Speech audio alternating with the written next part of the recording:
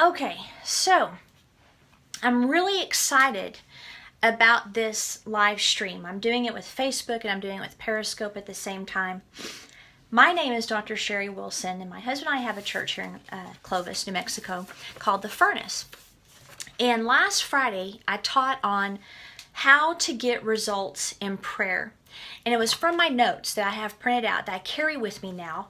And it's pretty incredible when you've got notes that you typed that are so good to you that, and I'm not saying that in a braggart way, but they're so good, the things God has shown you, that you're literally carrying them with you and reading them over and over and over.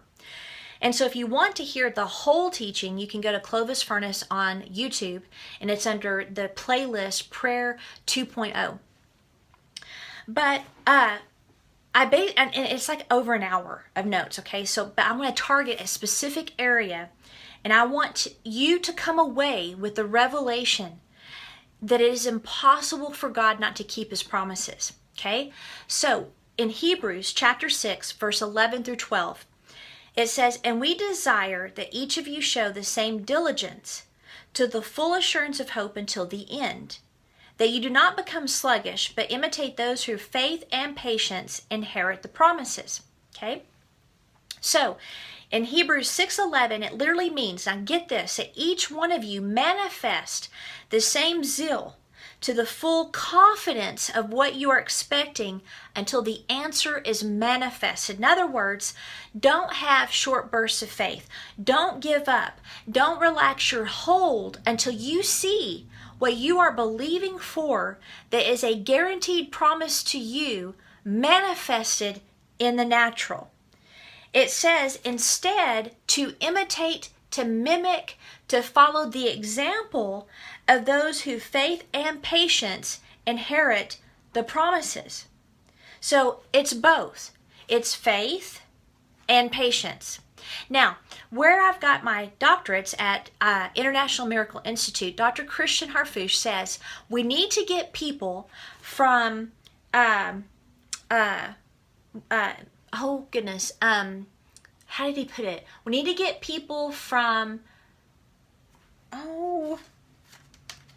me see if I can find it in my notes. Waiting faith to now faith. That's it. We need to get people from waiting faith to now faith. Okay. So, faith and patience.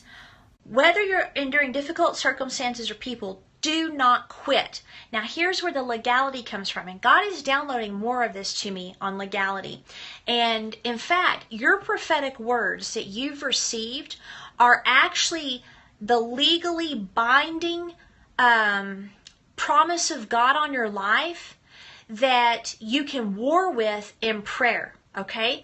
And I'm going to be teaching on that at the Furnace tomorrow, so I don't want to get too much into it. We'll do a Periscope, of course, with that. In the original language, promises is a legal term denoting a promise to do or give something, and it's only used to refer to the promises of God except in one place in the Bible, and that's Acts 23:21. And what this means is God has legally bound himself to you. So he's legally bound himself to fulfill the promises of God. So manifest zeal until you see the answer to your prayer, and always remember he's legally bound himself to you. So in Hebrews 6:13 through 15 it says, "For when God made a promise to Abraham, because he could swear by no one greater, he swore by himself, saying, 'Surely blessing I will bless you, and multiplying I will multiply you.'" So that's the oath. That's the promise. I will bless you and I will multiply you. Okay, so remember that. And so after Abraham had patiently endured, he got the promise. Now, swear means to take an oath. So when you go into court, now this is important for you to understand. When you go into court, you put your hand on the Bible and you say, "I swear to tell the truth, the whole truth, and nothing but the truth, so help me God." That is a legally binding action. Okay, so if you do not tell the truth, then you've committed a crime called perjury. And with perjury, you can either go to jail or you can be fined or whatever it is. It's a criminal act. All right? God could not find anyone that had a higher authority than himself. So he swore to himself to multiply us and to bless us. Okay? So for him to break his promises, then what that means is he has broken his legally binding promise, and that would mean that he's committed a criminal act. It's impossible for God to lie, and we'll get to that in a second. So he made a vow by himself that he would keep his part of the promise. So our part is to hold on to that until we see it manifest. Okay. So then it says in Hebrews 6:16 through 18, for men swear by the greater, and an oath for confirmation is for them an end of all dispute. Thus God, determining to show more abundantly to the heirs of promise the immutability of his counsel, confirmed it by an oath. So not only did he say, I swear to tell the truth, the whole truth, and nothing but the truth, but he also then did a covenant. And he confirmed it by this oath, that by two immutable things, which it is impossible for God to lie, we might strongly encourage ourselves. Okay, when you make an oath, it ends all dispute. So when you make that oath on that Bible, swear to tell the truth, the whole truth, and nothing but the truth, to the judge, the prosecutor, and the defense team, it settles the dispute. The only time it can be challenged is if someone says, whoa, wait a minute, they did not tell the truth because blah, blah, blah, blah. But you have to provide evidence that they didn't tell the truth in order for perjury charges to be brought against you. Okay?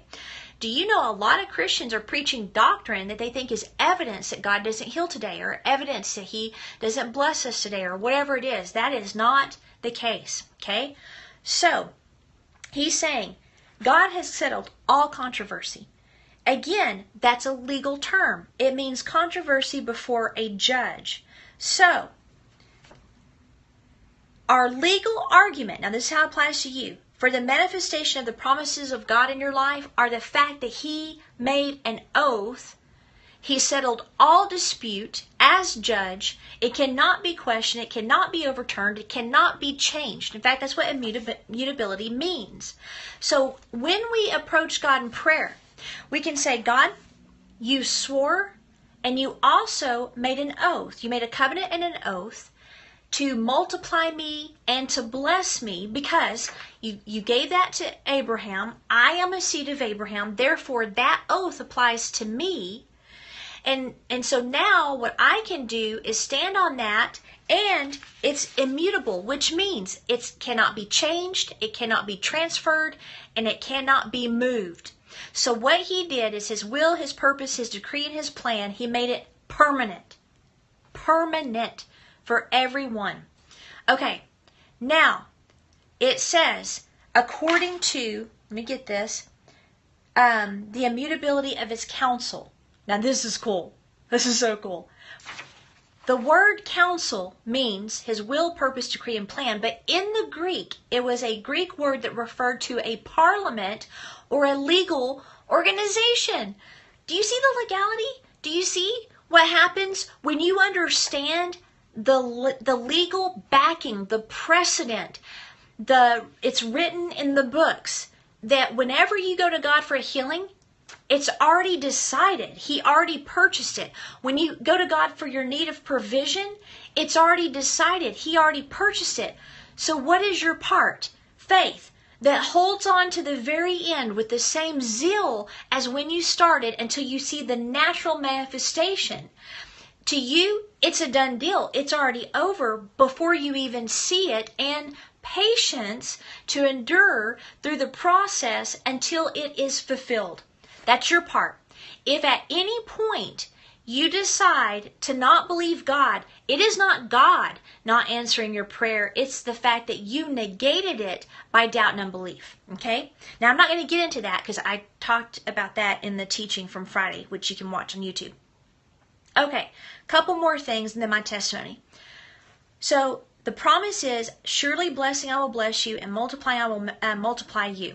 Now, what that means is all areas. Health, relationships, business, finances, whatever it is. Whenever God made the covenant with Abraham, he walked through the pieces. Abraham was asleep. The reason that's important is the inferior party was to walk through the pieces saying, if I don't keep my legally binding promise or covenant to you, may I be as these pieces of the sacrifice. In other words, may what we've done here by sacrificing these animals, may I be destroyed. Okay. God becoming the inferior party is symbolic of him becoming a man, dying on the cross, cutting a covenant with us. We didn't deserve it. There was nothing we could do to cut this covenant, and he did it, not us. And so what he's saying is that I will humble myself, and I will be both the superior and the inferior party of the covenant, because it is impossible for you to cut a covenant because of the fallen nature. Once you accept the terms of that covenant, which is to believe in Jesus Christ in your heart first, then confess with your mouth that he is raised from the dead, seated at the right hand of the Father. When you make that decision, you automatically enter into the covenant he cut with Abraham, but also with the Lord. Jesus came to make Abraham's covenant accessible to us on an even greater way. Okay? So, we must flee doubt and unbelief and hold as tight as we can to the hope or the expectation we set before us. Expectation will anchor our soul, making it sure and steadfast, and that is what helps us enter the presence behind the veil. So let me read you this, verse 19. This hope, now the Greek text for hope is not like I hope I get pizza tonight. It's expectation, like beyond a doubt you expect it to happen.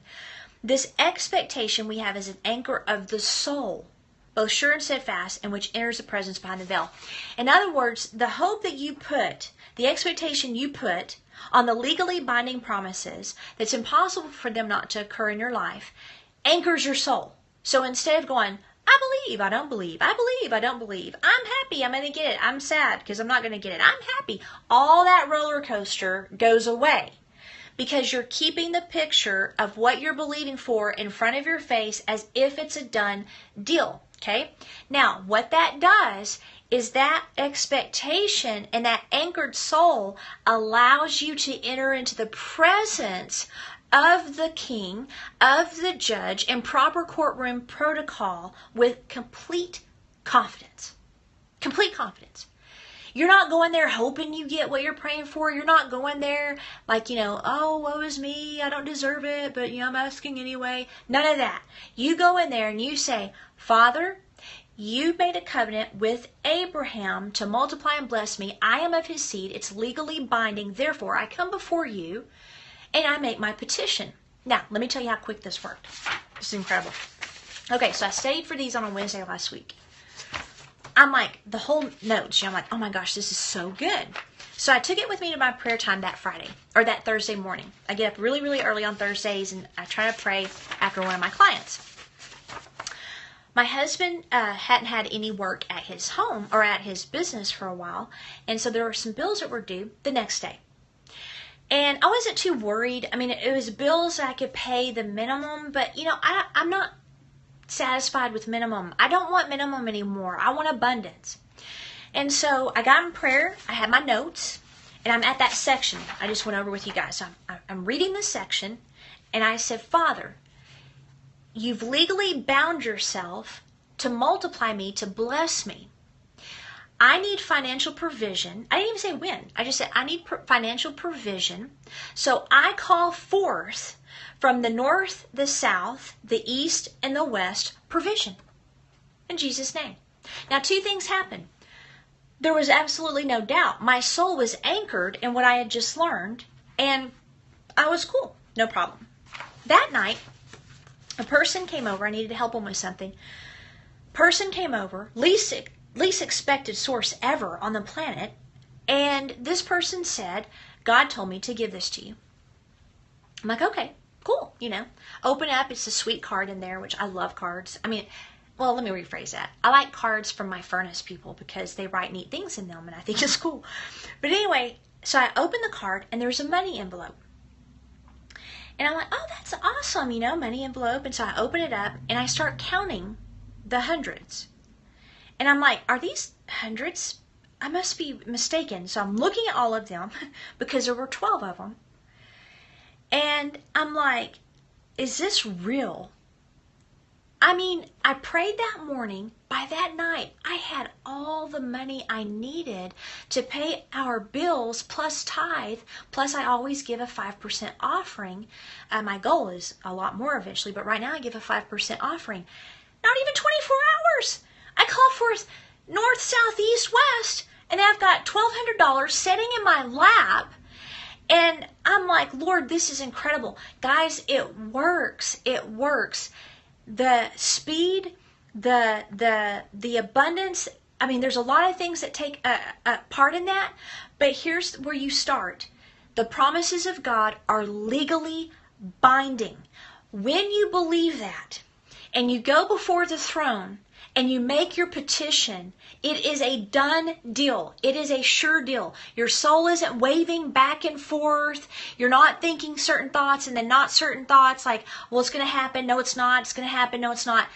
You've got to understand that everything God has given you is legally binding for Him. It is impossible for Him to lie. He swore by Himself. It's a guarantee. So, faith and patience. Will you get your miracle the same day? Maybe. I don't know. Or it could be later on. But until you see the natural manifestation, hold tight to it. Keep it before your face. Have the same zeal. Protect it in prayer. Don't allow the enemy to take it through doubt and unbelief. And I guarantee that if you are standing on a promise of God that has anything to do with salvation, forgiveness of sin, healing of the body, deliverance, and the shalom of God, which is the peace of God, which in the shalom is safety, security, wealth, health, relationships, all of that stuff is included. He's called the Prince of Peace. Okay?